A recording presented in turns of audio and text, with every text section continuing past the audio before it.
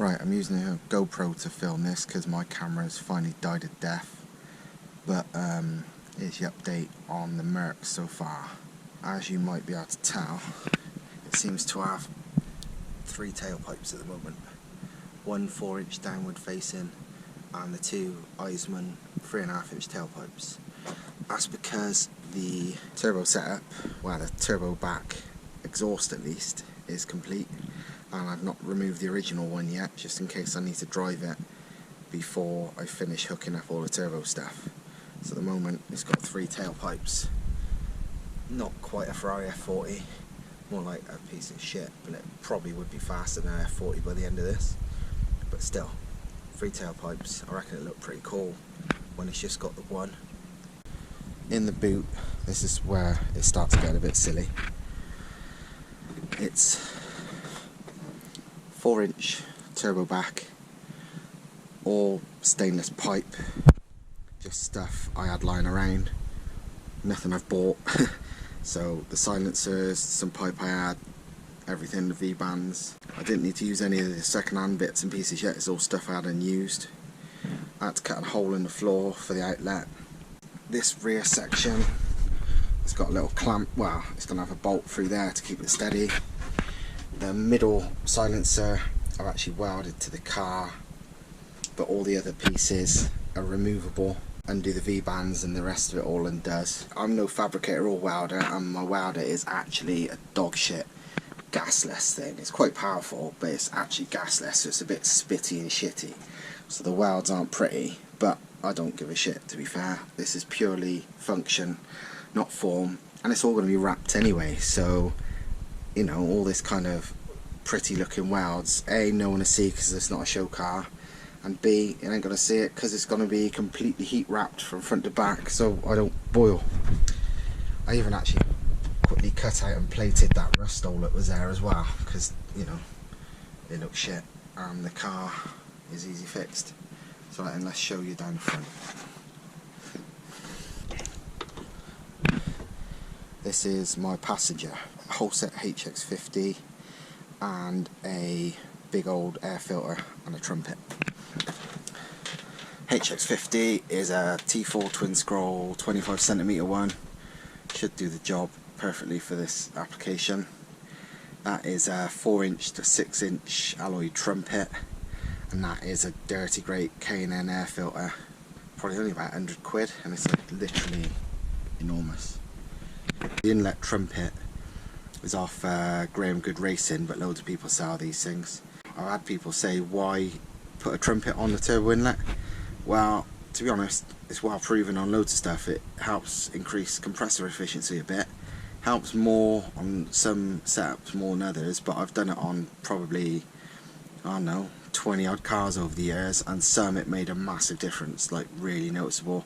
Some it didn't really make a massive noticeable difference, but it's never going to make it worse. And often when you can't even tell, if you performance tested it, it has made a difference, and on a lot of them it made a very noticeable difference even without testing. So if I can fit one, I'll always fit an inlet trumpet to a turbo, and so does any half decent race team or rally car or anything if they've got the room to. This is the rest of the system. So again, 4-inch turbo back, done with a fucking gasless welder, so it's not the prettiest thing in the world, but it don't matter, I don't give a shit, they sent 4 looks. Just to show you, and also, I haven't ground off any of the welds. People spent ages grinding off welds and tidying up welds to make them look pretty, just for show. But I can't be bothered, so I haven't. But I did spend about, I don't know, 5 minutes maybe, quickly grinding these back a bit, these 2, just to show you. And yeah, it looks better, but who gives a fuck? I don't. I mean, so what? Who cares? And also, I could have ground them back better now, but I got bored this far. It's boring, you know. I go fast, not fucking making things look pretty so I get more likes on fucking Instagram. So, yeah, this is a complete outside driveway, gasless welder, shit, homemade, cost me no money, they already own all this lot job, but it's a good job. better show you this bit, which I've shown you in the earlier video before I made anything. But what I've done, again, apologies for that really shit loud, but that's life.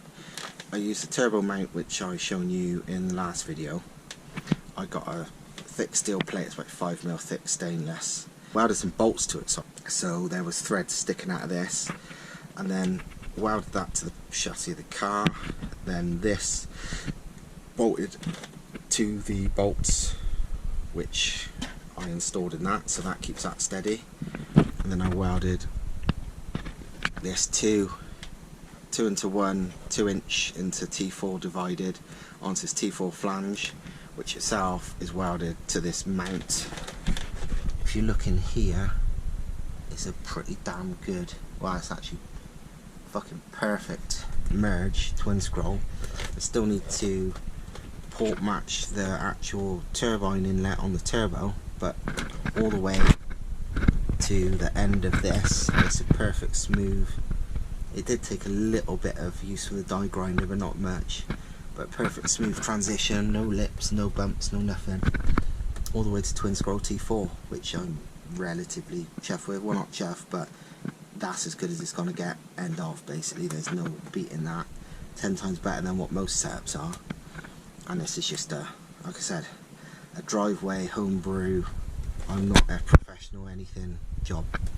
Just well thought out, because I know turbo stuff and tuning, basically. I'm not an expert at making shit. Making shit and knowing about tuning is two very different things. So yeah, that is the gist of it. I had a lot of people going already, oh my god, it's going to be so hot and all this kind of bollocks, but I'm going to heat wrap the lot of this. Turbine blanket, heat wrap front to back, every last bit of it. And that will, in my opinion and experience, make it not that bad, not that hot at all. It's going to be, yeah, you're going to notice it, but nothing much. You know, the exhaust ain't going to leak, so it's not going to be particularly loud exhaust wise in here. It'd be a bit louder and a bit vibration-y, but it won't sound like an exhaust is, you know, there's any exhaust in the car, because it's not. And with wrap, it actually keeps the noise in the pipes a lot more than an unwrapped system. So it'd be even less than probably some people who've never done anything like this is imagining. But yeah, people already been coming out with stupid shit, as well as the heat thing. People have been saying, oh, you won't be able to breathe with that turbo sucking in all the air, you'll have to keep the windows open and all that.